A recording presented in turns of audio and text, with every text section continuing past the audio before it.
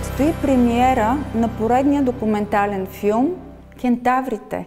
От митичен символ на древността до зодиакален знак в съвременната астрология и от мистични образи на учители от изтока до разрушителни войни в представите на Запада, кентаврите не подлежат на точно определение. Затова ще ви разкажем за тях през погледа на двама млади – Зорница Спиридонова и Луис Ала.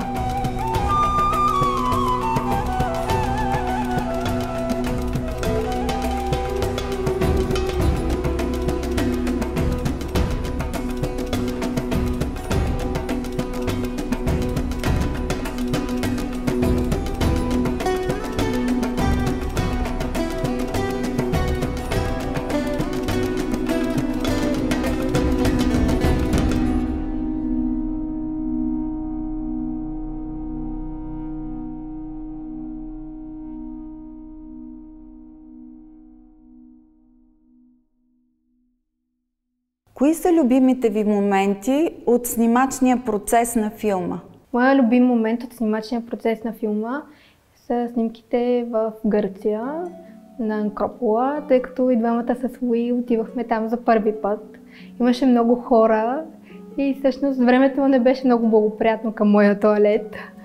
И спадахме в някакви неловки ситуации, но той беше до мен.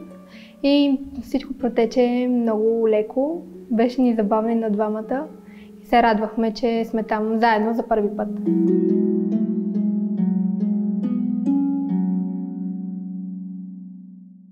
I have to start with that Bulgaria has many beautiful women, and I had the opportunity to work with one, which happens to be Zori.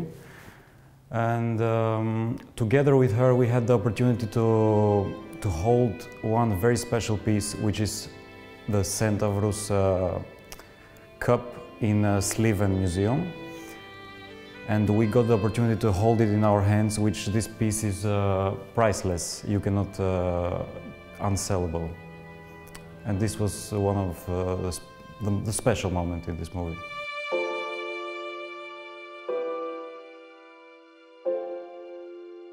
And I have to end with that I was holding this and I felt, together with Zori, we felt the deep roots of the Bulgarian spirit. It was amazing. Какво научихте за кентаврите?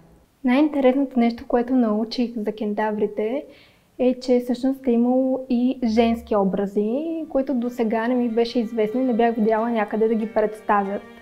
До момента виждахме единствено и се говореше единствено за мъже кентаври, мъже войни, но всъщност е имало и жени кентаври, които също са били войни, което всъщност доста ме вдъхновява и съм щастлива, че научих нещо ново. About Centavrus, in the beginning I thought that it was just a man with a horse body, but actually it was much more. So together with Zori we understood that Centavrus is a teacher, and very important one, of which he teach Achille and Orpheus, and Achille is a role model for young people like, for example, me, myself. And I have to say about Orpheus that he was the first teacher in human civilization, that he was speaking about the immortality of the human, like never before.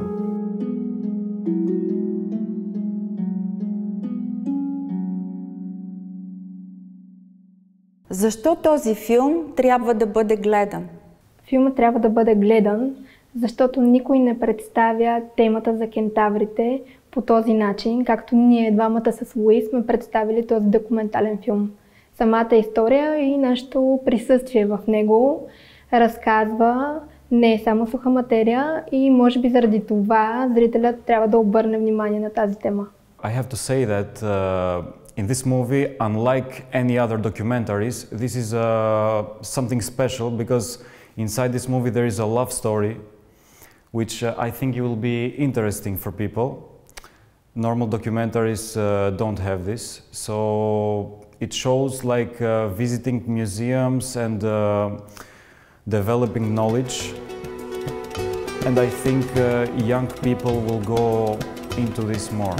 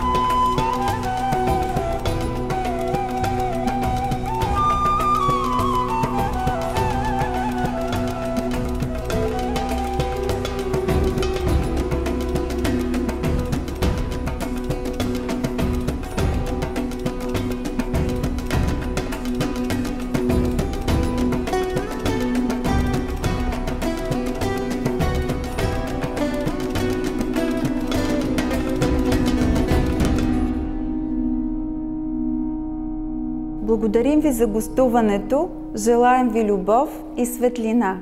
Ние много благодарим за поканата и за възможността да участваме във вашия подкаст. Thank you for the opportunity that you invited us here.